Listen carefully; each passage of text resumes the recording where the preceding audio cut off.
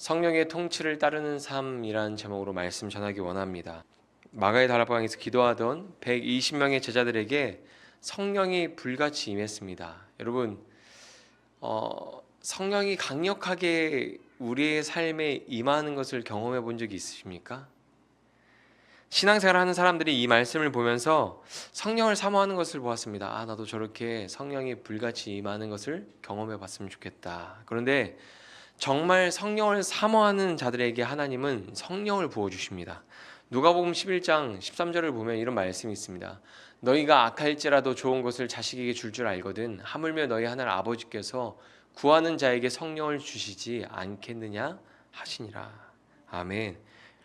구하는 자에게 성령을 주시는 하나님 아버지께 우리도 구해야 합니다. 무엇을 구해야 할까요? 성령을 구해야 합니다. 오늘 말씀에 일어난 사건이 우리에게 임하고 이 땅의 교회에 임하기를 우리는 사모하고 그것을 기도해야 합니다.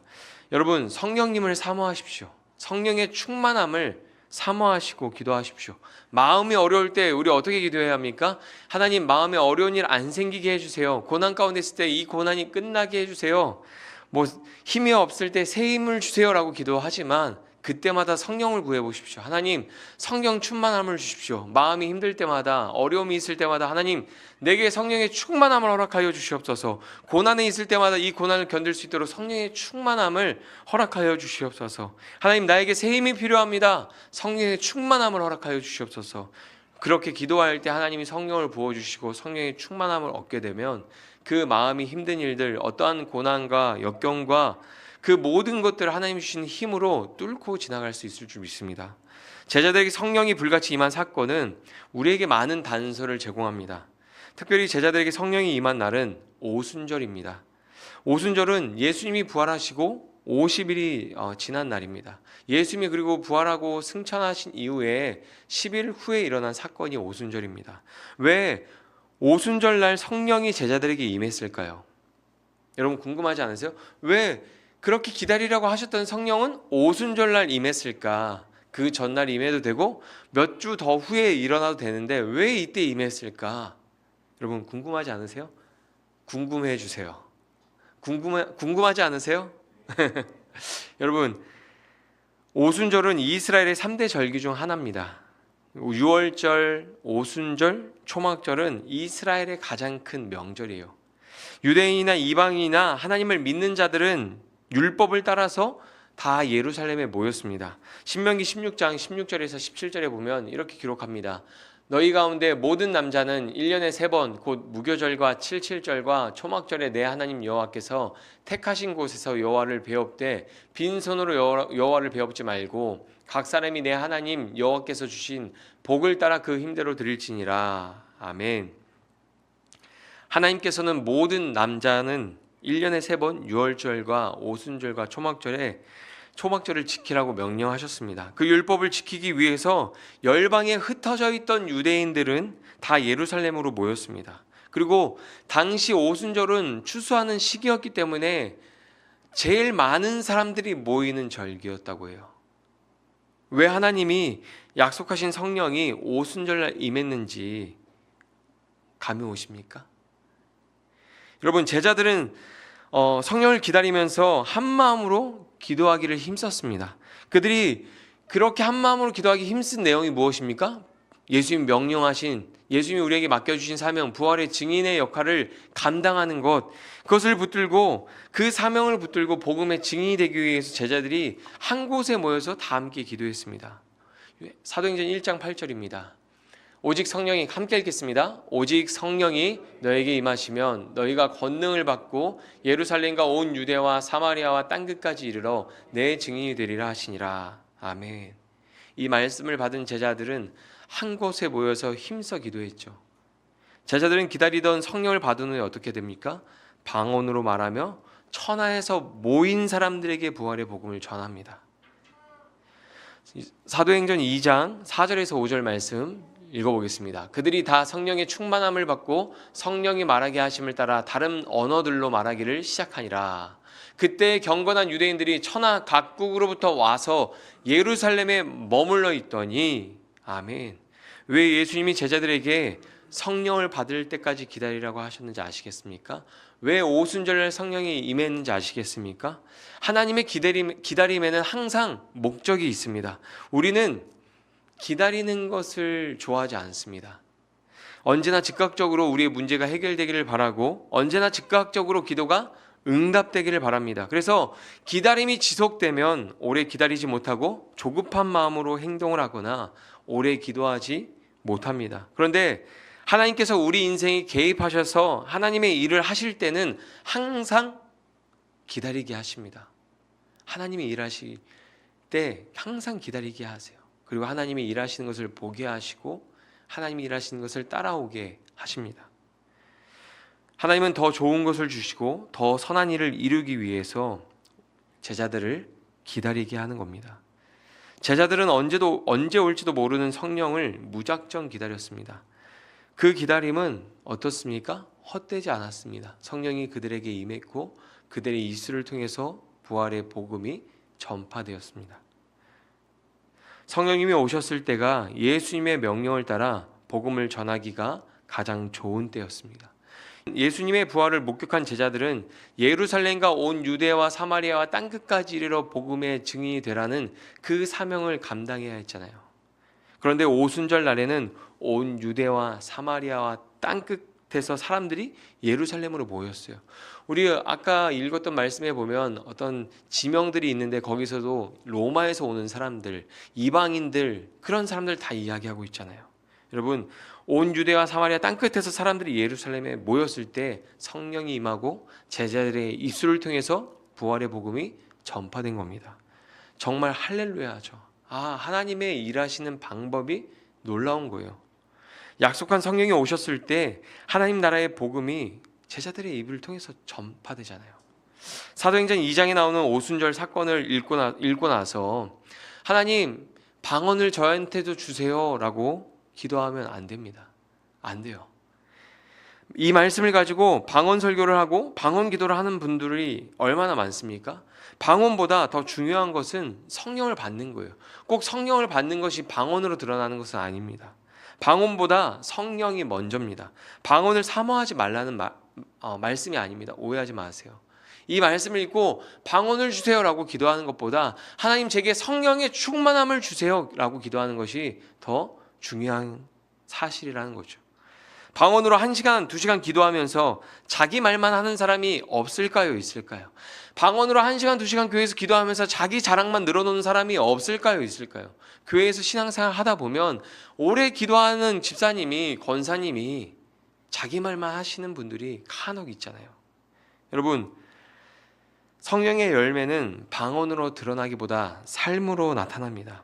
방언을 하는데 삶의 변화가 없고 부활의 증인으로 복음을 전하지 않는다면 그 사람의 방언이 진짜일까요? 성경을 보면 성경에서 성령을 받고 방언으로 말하는 사람들에게 어떤 열매가 나타나는지 보세요. 성령을 받으니까 그들이 하나 되는 일에 힘쓰고 함께 부활의 복음을 증거하잖아요. 만약에 근데 방언을 받아서 내가 방언으로 오래 기도한다라고 이야기하고 그렇게 신앙생활하지만 하나 되는 일에 힘쓰지 않고 부활의 복음을 전하지 않는다면 그 사람에게 주어진 방언이 진짜일까요? 삶이 변화되어서 오로지 한 마음으로 기도하는 일에 힘쓰며 복음을 전했어요. 성령이 임하셨을 때. 방언이 중요한 게 아니에요. 방언이 증표가 아닙니다. 한 마음으로 기도하기 힘쓰고 부활의 복음을 전했어요. 오순절 성령 강림 사건은 교회의 시작을 보여줍니다. 교회는 예배만 드리는 곳이 아닙니다.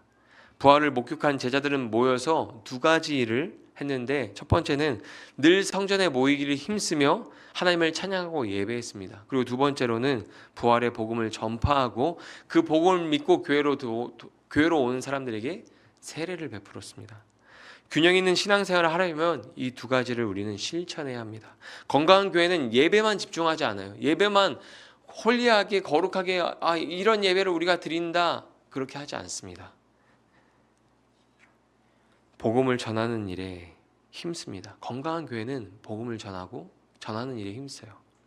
성령의 임재와 능력이 나타난 교회는 복음을 전하는 일에 한 마음으로 똘똘 뭉칩니다. 여러분, 우리가 이 말씀을 통해서 한 가지를 생각해 보면 좋겠습니다. 제자들이 성령을 기다렸던 것처럼 우리도 복음을 전할 때를 기다려야 합니다. 하나님보다 앞서지 않고 하나님의 일하심을 따라 성령을 따라서 우리도 일해야 하는 것이죠. 기도로 준비하고 기다렸다가 그때가 되었을 때 복음을 전해야 하는 것이죠. 성령이 임하고 많은 사람이 온 천하에서 예루살렘의 사람들이 모였을 때 복음을 전하게 하셨던 것처럼 하나님께서 우리에게 그때를 기다리고 준비하게 하십니다. 성령이 오순절에 임한 것이 굉장히 중요한 사건이기 때문에 오순절 사건의 성경적인 의미를 한번 짚고 넘어가야 할 것 같습니다. 이스라엘의 3대 절기를 기억해 놓으면 성경을 좀 읽을 때 또 신앙생활 할 때 도움이 됩니다. 이스라엘 3대 절기는 무엇입니까? 유월절, 그리고 오순절, 초막절입니다. 구약에서 절기의 의미를 살펴보면 유월절은 애굽에서 노예 생활을 할 때 하나님이 어린 양의 피로 그들을 구원해 주신 날을 기념하는 절기죠. 유월이라는 의미가 무엇입니까? 넘어가다라는 뜻입니다. 하나님의 심판이 어린 양의 피를 보고 넘어간 것을 기념하는 게 유월절입니다. 이 유월절은 신약에서 하나님의 어린 양으로 오신 예수님이 십자가에서 피 흘리시고 죽으심으로 인해서 성취가 되죠. 누구든지 예수님을 믿으면 그 보혈의 공로로 하나님의 심판이 넘어갑니다. 더 나아가서 하나님의 자녀가 되고 예수님과 동등한 하나님의 자녀가 되고 하나님의 자녀된 권세를 받고 하나님의 나라를 유업으로 얻습니다. 유월절이 끝나고 오순절이 되기 전에 중간에 초실절이라는 절기가 있어요. 말 그대로 첫 열매를 드리는 날입니다. 이스라엘은 환경이 좋아서 1년에 2번 추수했습니다. 봄과 가을에 2번 추수했어요. 초실절에는 보리를 수확하고서 그 곡식단을 묶어서 하늘을 향해서 이 곡식단을 흔들어서 요제로 하나님 앞에 바쳤습니다. 이것은 예수님이 부활하신 후에 부활의 첫 열매가 되시는 사건의 성취를 보여주는 거예요. 이 초실절이 언제 드려졌냐면 유월절을 드리고 사흘 후에 드렸거든요. 예수님이 부활하신 사흘 후에 부활하셨잖아요. 부활의 첫 열매가 되시는 그 예수님에 대한 것들을 첫 열매로 하나님 앞에 바쳐진 것들을 이 초실절은 그것들을 의미하고 상징하는 절기인 거죠.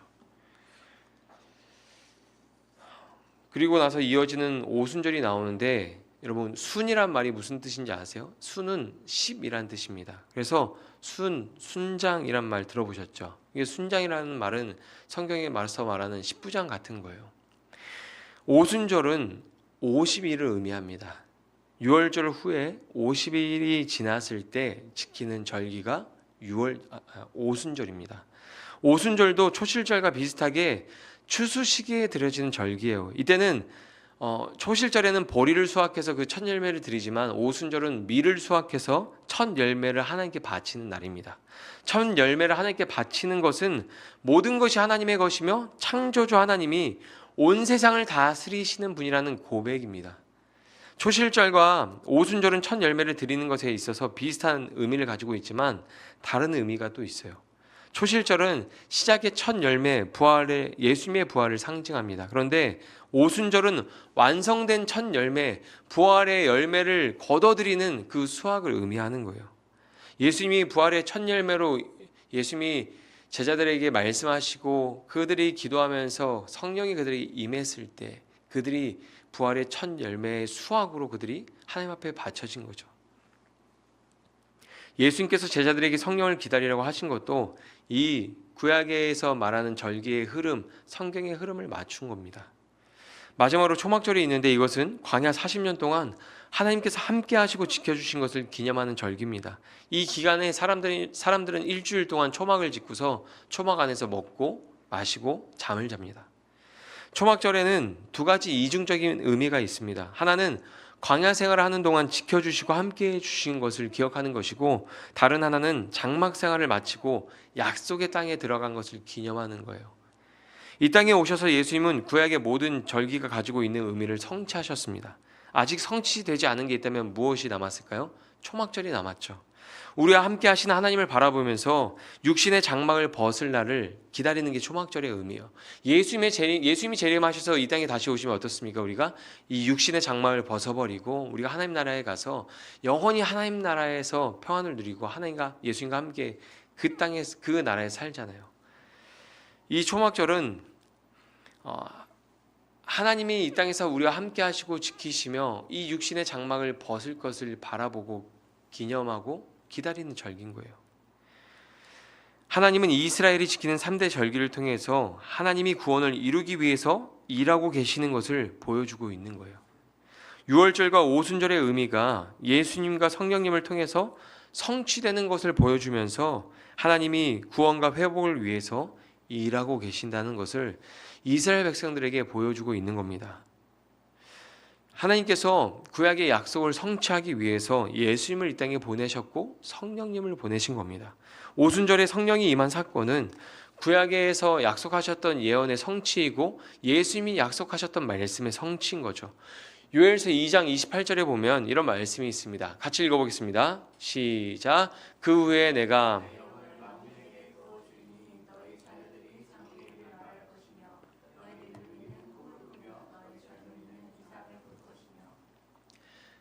요한복음 16장도 같이 보겠습니다. 내가 아직도 너에게 이를 것이 많으나 지금은 너희가 감당하지 못하리라. 그러나 진리의 성령이 오시면 그가 너희를 모든 진리 가운데로 인도하시리니 그가 스스로 말하지 않고 오직 들은 것을 말하며 장래일을 너희에게 알리시리라. 그가 내 영광을 나타내리니 내 것을 가지고 너에게 알리시겠음이라. 아멘. 구약의 예언의 약속과 예수님이 하신 약속의 말씀을 성령님이 임함으로 인해서 이루어지게 되는 거죠. 성령이 불같이 임하고 방언으로 부활의 복음을 전하는 것이 누가복음과 사도행전을 기록했던 누가는 하나님이 약속하신 일이 이루어지는 사건이라고 말하고 있는 거예요. 이 성령이 임하는 이 사건에 자세히 들여다보면 세 가지 부류의 사람들이 등장합니다. 이스라엘 공동체 안에 성령이 임했을 때 반응이 세 가지로 나타나요. 첫 번째 반응은 120명의 제자들이 성령이 오셨을 때 성령이 충만해져서 부활의 증인이 됩니다. 이게 성령이 임했을 때 첫 번째 반응이죠. 제자들이 성령이 충만해져서 부활의 증인이 됩니다. 두 번째는 성령의 역사를 보고 의심하고 혼란스러워하는 사람들이 있었습니다. 사도행전 2장 12절에 보면 이렇게 기록합니다. 다 놀라며 당황하여 서로 이르되 이 어찌된 일이냐 하며. 이 말씀에 나오는 당황하여의 어근을 살펴보면 의심하다, 혼란스러워하다라는 의미가 있습니다. 성령이 불같이 임하고 놀라운 하나님의 일을 목격하면서도 그들은 의심하고 혼란스러운 거예요. 어떻게 이 일이 일어날 수 있는가? 이걸 보고서 하나님이 일하시는구나 라고 생각할 법한데 그 사건을 목격하면서 의심하고 혼란스러워하는 거예요. 다 이유가 있습니다. 한번 말씀을 보겠습니다. 사도행전 2장 6절에서 8절입니다. 이 소리가 나매 큰 무리가 모여 각각 자기의 방언으로 제자들이 말하는 것을 듣고 소동하여 다 놀라 신기하게 여겨 이르되 보라 이 말하는 사람들이 다 갈릴리 사람이 아니냐. 우리가 우리 각 사람이 난 곳 방언으로 듣게 되는 것이 어찌 됨이냐. 아멘. 왜 사람들이 이 일을 보고서 하나님이 역사하시는 것을 보고서 의심하고 혼란스러워합니까? 이 하나님의 그 일하시는 그 역사의 중심에 갈릴리 사람들이 있었기 때문이에요. 사람들의 의식 속에 갈릴리는 가난한 사람들과 무식한 사람들이 살고 있는 이방에 가까운 지역이었습니다. 이런 사고가 유대인들에게 깊이 깔려 있었어요. 요한복음 1장 46절에 보면 이렇게 말합니다. 나다나엘이 이르되 나사렛에 무슨 선한 것이 날 수 있겠느냐. 빌립이 이르되 와서 보라 하니라. 요한복음 7장 41절에 보면 어떤 사람은 그리스도라 하며 어떤 이들은 그리스도가 어찌 갈릴리에서 나오겠느냐. 52절에 보면 그들이 대답하여 이르되 너도 갈릴리에서 왔느냐. 찾아보라. 갈릴리에서는 선지자가 나지 못하느니라 하였더라. 아멘. 성경은 갈릴리에 대한 사회적 편견을 그대로 반영하고 있습니다. 물론 하나님께서 그리스도가 베들레헴에서 태어날 것이라고 예언하셨습니다. 하나님의 역사를 경험해보지 못한 사람들은 율법을 알지만 하나님을 모르는 것이죠. 그래서 하나님의 일하심을 목격하고도 의심하고 혼란에 빠지게 되는 겁니다. 이 일이 무슨 일이지? 하나님이 하시는 일이 맞나? 어떻게 저 사람들이 저런 하나님의 일을 할까? 어떻게 하나님의 일이 저런 공동체에 저 사람들에게 일어날 수 있을까? 어떻게 저들을 통해서 일어날 수 있을까? 의심하고 혼란에 빠지게 되는 거죠. 우리도 이 말씀에 나오는 사람들처럼 비슷한 생각을 가지고 있습니다. 우리가 의식하지 못할 뿐이지만 사람들은 신앙생활을 하면서 하나님이 일하시는 장소가 있다고 생각합니다. 하나님이 역사하시는 교회나 하나님이 역사하시고 사용하시는 사람이 따로 있다고 생각합니다. 작고 초라해 보이는 곳에서는 우리도 선한 것을 기대하지 않습니다. 무슨 저기에서 선한 일이 있겠어? 저기서 어떤 유익을 우리가 누리겠어? 하면서 아무것도 기대하지 않습니다. 그러나 예수님은 가장 작고 초라한 마구간에서 태어나셨습니다. 하나님은 사람들이 무시하던 갈릴리 촌 사람들을 통해서 복음을 전파하셨습니다. 저희가 어제 양화진에 방문해서 한국에 오신 선교사님들의 이야기를 듣고 묘비를 봤습니다. 사람들이 주목하지 않는 허름하고 초라한 나라 조선을 위해서 하나님은 일하셨습니다.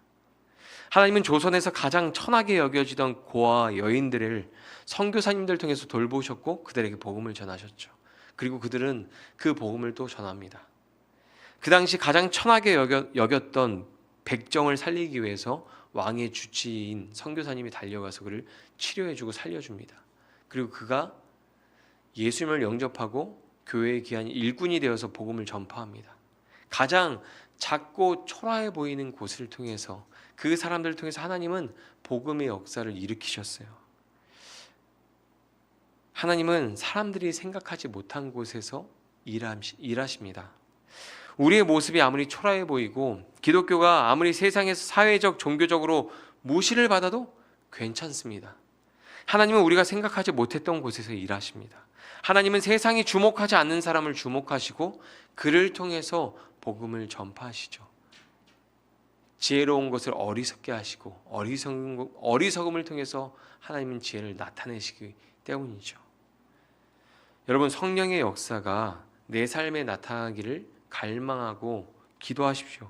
성령의 역사가 일어날 때 마지막으로 세 번째 일어난 반응은 성령의 역사를 조롱한 사건입니다. 오늘 말씀 본문 마지막 절을 보면 이렇게 기록하고 있습니다. 또 어떤 이들은 조롱하여 이르되 그들이 세술에 취하였다 하더라. 성령의 충만함 가운데 말을 하는데 그냥 술 취한 것으로 보고 조롱하는 거예요. 하나님의 일하심을 깨닫지 못하는 거죠. 성령이 일어날 때 나타나는 이 세 가지 반응은 교회 공동체 안에서도 동일하게 일어납니다. 성령이 임하시고 하나님의 역사가 일어날 때 이 세 가지 반응은 항상 동일하게 나타나요. 오늘 본문에 나온 사람들은 모두 하나님을 아는 자들이죠. 예루살렘에 모인 사람은 다 하나님이 아는 자들이고 하나님을 예배하는 사람입니다. 현대 교회에서도 성령의 역사가 일어날 때 이 세 가지 반응이 동일하게 나타납니다. 누구는 성령의 충만함을 받고 성령을 따라 말하고 성령을 따라 행동하고 헌신하며 교회를 섬기고 복음을 전파하는데, 누구는 하나님의 일하심을 의심하고 멀리서 구경합니다. 누구는 하나님의 일하심을 따라 일하는 사람들을 보고 조롱합니다.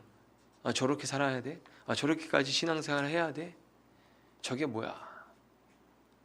우리는 이 세 가지 중에 하나의 신앙생활을 하고 있는 겁니다. 너무 극단적인 것 같지만 사실이죠.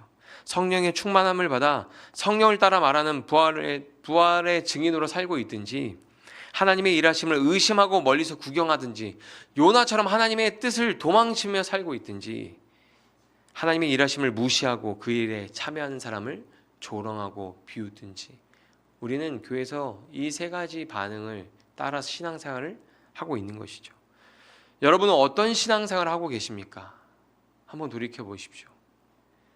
하나님은 오늘날에도 살아계십니다. 하나님은 언제나 우리와 함께 하시고 하나님은 우리를 통해서 하나님의 일을 이루어 가시기를 원하십니다. 여러분, 성령의 통치를 따라 말하는 삶이 되시기를 축복합니다. 성령의 통치를 따라 삶을 살아가는 인생이 되시기를 축복합니다. 성령을 받으면 말할 때마다 성령의 역사가 나타납니다. 사도행전 11장 15절에 보면 이런 기록이 있습니다. 내가 말을 시작할 때 성령이 그들에게 임하시기를 처음 우리에게 하신 것과 같이 하는지라. 여러분 보세요. 성령을 받은 제자들이 말을 할 때마다 성령의 역사가 일어나는 거예요. 복음이 전파되고 구원의 역사가 일어나고 회복과 치유가 필요한 사람들에게 회복과 치유가 일어나는 거예요. 성령을 따라 말할 때 그 은혜가 있는 겁니다. 말의 능력이 생기고 삶도 변화되게 되죠. 완전히 우리의 가치가 변화되어서 행동도 달라집니다. 사도행전 2장 44절에서 47절 말씀을 보면 성령이 임했을 때 그들이 방언만 하는 것이 아니라 그들의 삶이 어떻게 변했는지 말해주고 있습니다. 같이 읽어보겠습니다. 시작. 믿는 사람들이 다 함께 있어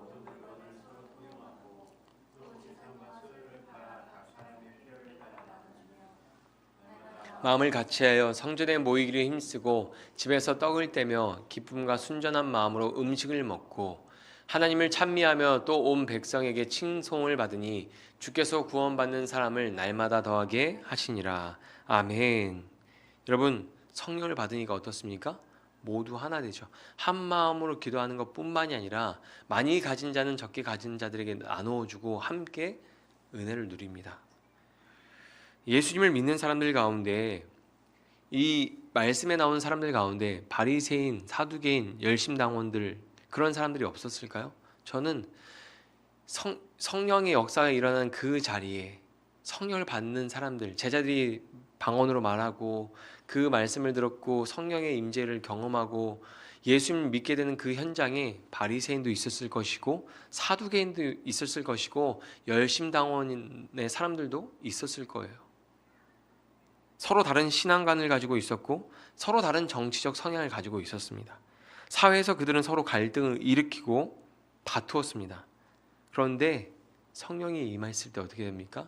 그들이 하나가 되는 거예요. 하나가 되는 겁니다. 여러분, 어제 양화진 가서 보니까 선교사님들은 가지고 있는 자신의 재능과 시간과 은사와 재물을 조선을 위해서 사용했어요.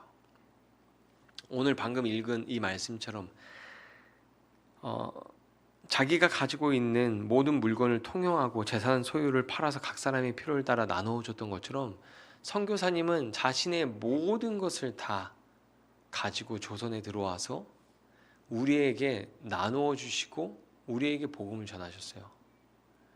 심지어는 어린 자녀들을 데리고 와서 그들이 얼마 살지 못하고 풍토병 때문에 죽기도 하고, 근데 그런 일들이 일어날 것을 알고도 자녀를 데리고 조선 땅에 와서 그 은혜를 나누는 거예요.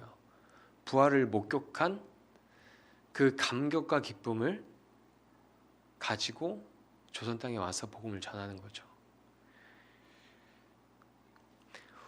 우리도 이 말씀에 나오는 제자들, 부활을 목격한 제자들처럼 그 부활의 기쁨과 구원의 은혜를 누리면서 우리도 복음을 전파하고 하나 되는 일에 힘쓰고 우리가 가진 것들을 나누는데 아까워하지 않고 망설이지 않고 머뭇거리지 않을 수 있었으면 좋겠습니다. 여러분, 성령의 통치를 따르는 삶을 사모하십시오. 하나님의 순결한 백성으로 이 땅에서 주의 영광을 위해 살아가는 것을 소망하시고 우리가 가는 걸음마다 하나님이 함께 하셔서 구원과 치유의 역사가 일어나기를 소망하십시오. 이 말씀을 붙들고 기도할 때 성령이 하나님께서 진리의 성령을 우리에게 부어주시기를 소망합니다.